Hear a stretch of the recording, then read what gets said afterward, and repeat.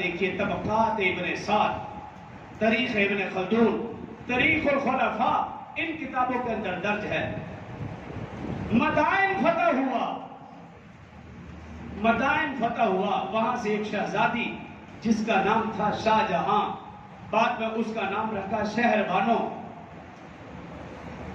اصولی طریقے کے مطابق حضرت عمر رضی اللہ عنہ کے بیٹے عبداللہ بن عمر کے حصے میں آتی تھی، کیونکہ شہزادے وہ تھے، امیر المومنین کے بیٹے وہ تھے۔ لیکن حضرت عمر رضی اللہ عنہ نے شاہ جہاں شہر بانو اپنے بیٹے کو نہیں بلکہ حضرت حسین رضی اللہ عنہ کو عطیہ کی، اور اسی شہر بانو میں سے حضرت زین العابدین رضی اللہ عنہ پیدا ہوئے،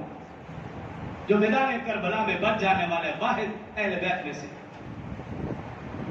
ایسا قریبی رشتہ، اور ان 3 کتابوں کے اندر درج ہے